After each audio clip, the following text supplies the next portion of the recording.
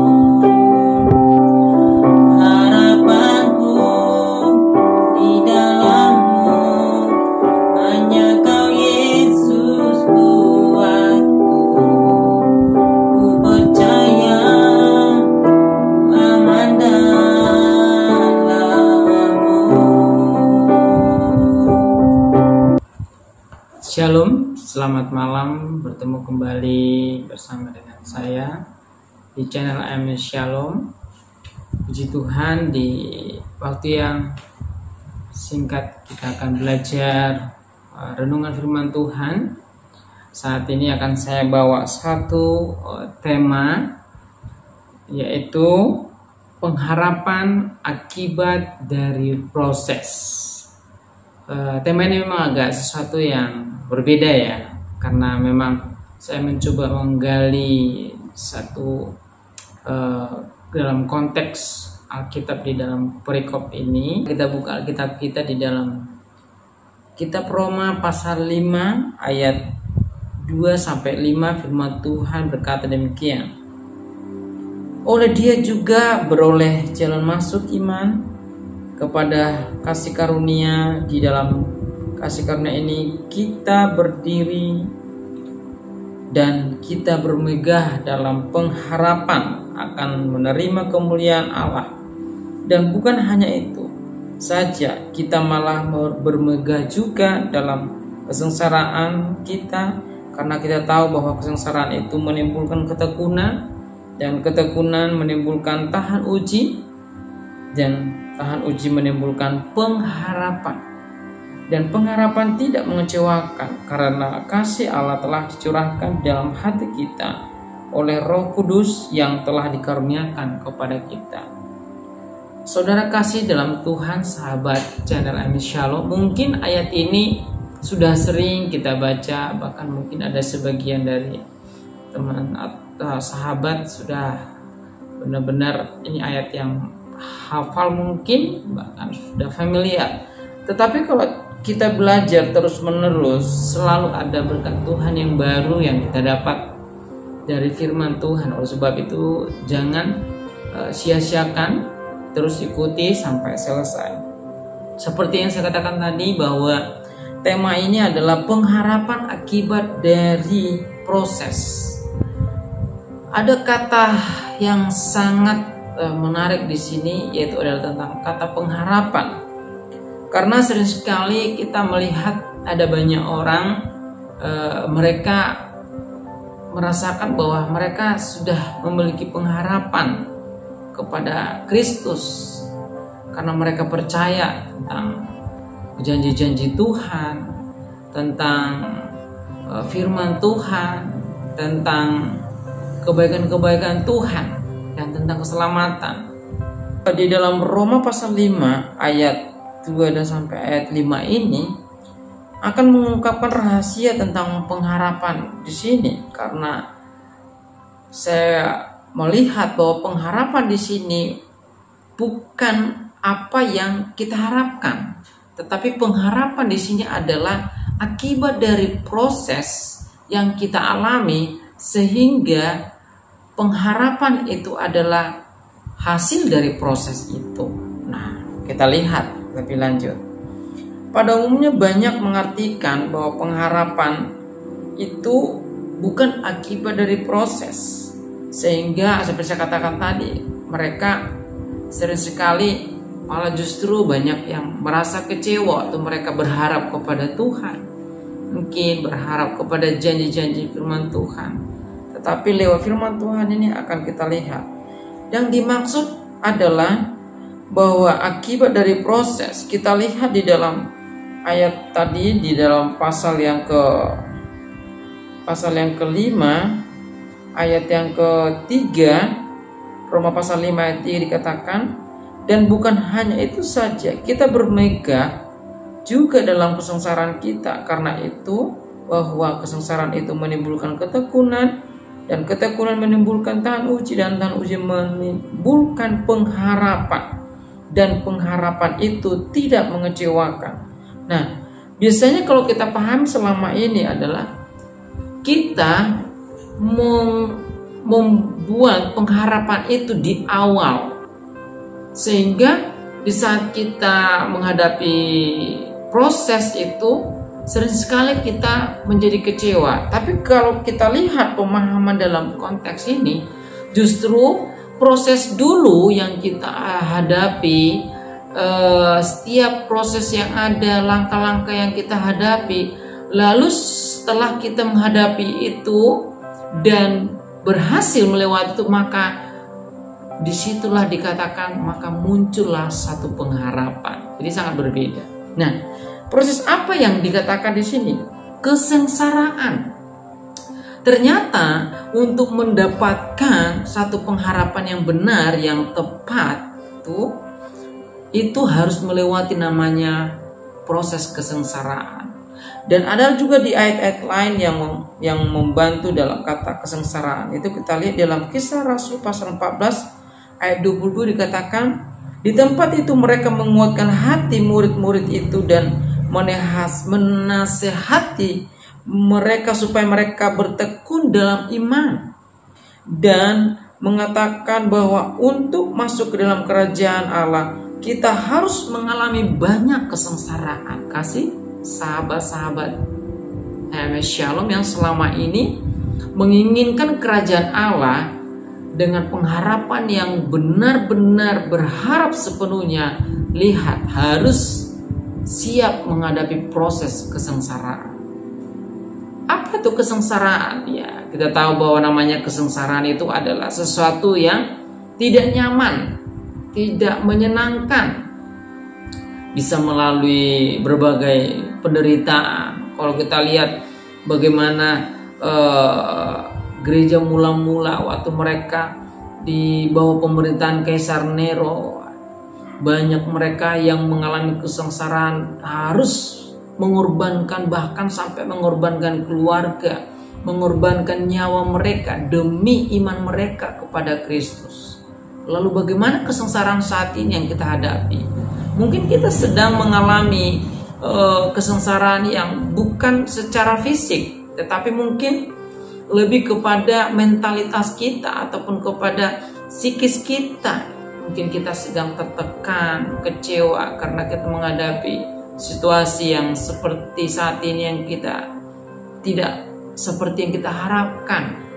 Yang dulunya kita bisa mendapatkan pekerjaan yang baik, lalu karena ada pandemi COVID-19 ini membuat pekerjaan kita jadi bermasalah, dan kita harus mungkin mengalami banyak kerugian karena kita tidak mencapai apa yang kita harapkan. Nah, ini adalah masuk dalam kategori sengsara. Lalu bagaimana sikap kita? Ya, kita harus menghadapi dengan iman. Kita harus menghadapi itu dengan kekuatan dari Tuhan. Kita harus tetap menghadapi persoalan. Kita tidak bisa menghindar, ataupun kita tidak bisa berkeluh kesah atau menyalahkan satu dengan yang lain, ataupun menyalahkan Tuhan. Kesengsaraan harus dihadapi dengan penyertaan Tuhan. Dan yang kedua dikatakan, di saat kesengsaraan itu mereka lewati dengan baik, maka itu akan menimbulkan ketekunan. Apa yang dimaksud dengan ketekunan? Kalau kita lihat dalam Ibrani pasal 10 ayat 36, firman Tuhan berkata demikian, sebab kamu memerlukan ketekunan, supaya sesudah kamu melakukan kehendak Allah, kamu memperoleh apa yang dijanjikan. Kita harus melakukan atau mengalami namanya ketekunan, supaya kita bisa mendapatkan, memperoleh janji-janji Tuhan. Kalau berbicara tentang ketekunan, ini adalah berbicara tentang bagaimana kita tekun dalam kesetiaan, tanpa lelah, tanpa perhitungan terhadap Tuhan, terhadap iman kita. Kita tidak mulai menghitung-hitung kepada Tuhan bahwa saya sudah menjadi anak Tuhan sekian lama, bahwa saya sudah terus memberikan persembahan kepada gereja, saya sudah menyumbang banyak harta saya kepada gereja. Kita tidak boleh sampai kepada melakukan sikap-sikap perhitungan seperti itu. Jikalau itu terjadi, berarti kita belum mengalami namanya ketekunan. Karena ketekunan itu akan membuat kita sampai kita benar-benar melakukan segala sesuatunya itu dengan tulus, dengan ikhlas, tanpa merasa terbebani, merasa terpaksa. Karena berbicara ketekunan itu ini menyangkut dengan proses waktu yang tidak singkat, waktu yang tidak cepat dan tidak mudah seperti yang kita pikirkan. Mungkin kita saat ini sedang bergumul sesuatu, lalu kita mulai memikirkan harus dijawab dengan seperti yang kita harapkan, lalu ternyata jawaban itu tidak terjadi. Saya katakan, tekunlah, tetaplah berdoa, tetaplah bergumul, tetaplah lakukan sesuai dengan iman. Jangan goyah, jangan berhenti. Nah, ketekunan itu sangat baik supaya kita bisa mendapat janji-janji Tuhan. Di dalam Yakobus pasal 1 ayat 3 dikatakan, sebab kamu tahu bahwa ujian terhadap imanmu itu menghasilkan ketekunan. Jadi memang ketekunan itu adalah hasil daripada proses yang kita alami lewat waktu demi waktu. Mungkin kita harus bersabar, mungkin kita harus tetap setia dalam hal-hal kecil untuk melakukan segala pelayanan kita, pekerjaan kita dengan tekun. Yang terakhir, proses untuk mencapai kepada pengharapan itu adalah di saat kita sudah tekun, maka itu akan menimbulkan tahan uji. Di dalam 1 Korintus pasal 3 ayat 14 dikatakan, jika pekerjaan yang dibangun seseorang tahan uji, ia akan mendapatkan upahnya. Jadi ini memang satu proses yang sangat luar biasa. Di saat kita tadi tekun melakukan itu dengan setia, walaupun hal-hal itu mungkin sepele, sederhana, atau mungkin seakan-akan diabaikan sekeliling kita, lakukanlah dengan tekun, lakukanlah dengan sungguh-sungguh. Maka dikatakan di saat kita melakukan itu seperti seorang yang sedang membangun satu bangunan. Di saat mereka melakukan bangunan itu dengan teliti, dengan tepat pada instruksinya, tepat pada bangunan yang sudah dirancang, maka dengan waktu, dengan proses, hasil yang akan dicapai itu akan menjadi bangunan yang siap untuk ditempati dan mendapatkan hasil yang bagus. Tetapi bayangkan kalau seseorang membangun satu bangunan dengan kemerungsung misalnya, dengan cepat-cepat supaya mendapatkan proyek baru, biasanya hasilnya itu akan gampang rusak. Bahkan itu mungkin di saat dijual nilainya akan jatuh. Kenapa? Karena akan teruji dari hasilnya. Nah, jadi perlu kita lihat bahwa tahan uji itu adalah merupakan satu nilai plus. Jadi kalau kita sudah benar-benar melewati masa proses kesengsaraan, kita bisa melewati, maka kita jadi tekun, maka kita akan menghasilkan namanya tahan uji. Nah, kalau sudah tahan uji, biasanya proses akan apapun yang dihadapi ke depan, dia akan tetap menjadi seorang yang kuat menghadapinya. Dia tidak akan mudah untuk goyah, dia tidak akan mudah untuk berpindah-pindah dalam prinsip-prinsipnya. Ini berbicara tentang bagaimana seorang anak Tuhan, seorang Kristen yang memiliki pegangan yang kuat, sehingga dia tidak mudah terombang-ambingkan oleh pengajaran-pengajaran yang baru, tidak mudah terombang-ambingkan oleh pengaruh-pengaruh dunia saat ini, karena sudah tahan uji. Inilah yang diinginkan. Nah, di saat proses 3 langkah ini sudah terjadi dan dilalui dengan baik, maka dikatakan menimbulkan pengharapan. Jadi ternyata pengharapan itu bukan sesuatu yang kita pikirkan, lalu kita tunggu, lalu terjadi. Tidak. Pengharapan itu adalah sesuatu peristiwa, proses yang sedang terjadi dalam hidup kita. Lewat kesusahan, penderitaan, kesengsaraan karena iman kita kepada Kristus, karena sesuatu yang kita pergumulkan, dan setelah kita lewati, maka itu akan menjadi satu ketekunan dan menjadi tahan uji. Dan di saat itu berhasil kita lalui, maka pengharapan yang kita miliki itu baru namanya pengharapan yang sesungguhnya.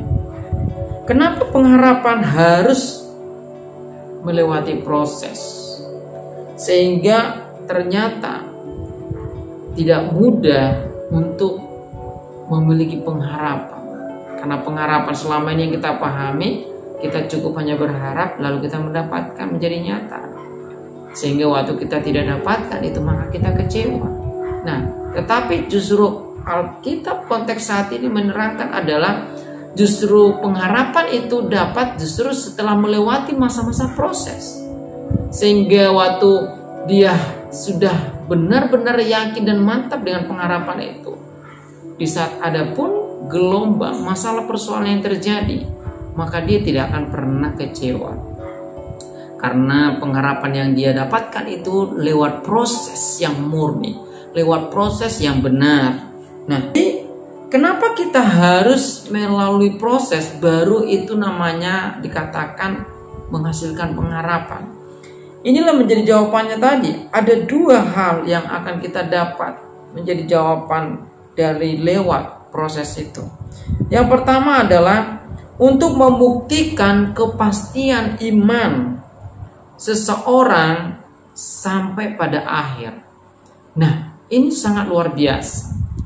Ternyata proses itu harus terjadi supaya membuktikan pengharapan yang sesungguhnya. Makanya kita lihat kalau orang yang dikatakan dia percaya kepada Yesus dengan keselamatan yang dia dapatkan dari Yesus, maka dia harus melewati namanya proses untuk membuktikan apakah benar-benar imannya sungguh-sungguh dan pasti dia memiliki iman kepada Kristus atau tidak. Baru itu namanya dikatakan dia memiliki pengharapan.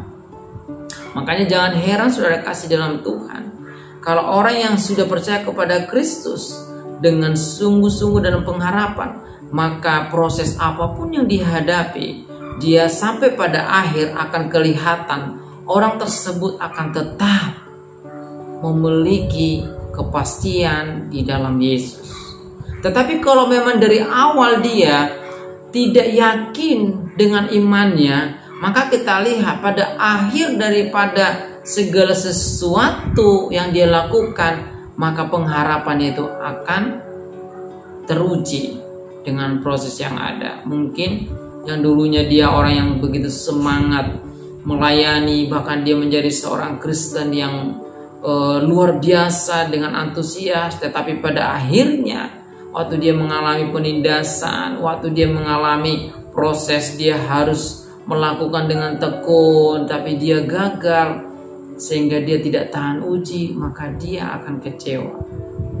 Nah, oleh sebab itu, pertama. Yang kedua, kenapa kita harus melewati proses supaya kita benar-benar mengharap? Nah, karena dikatakan yang kedua adalah seperti saus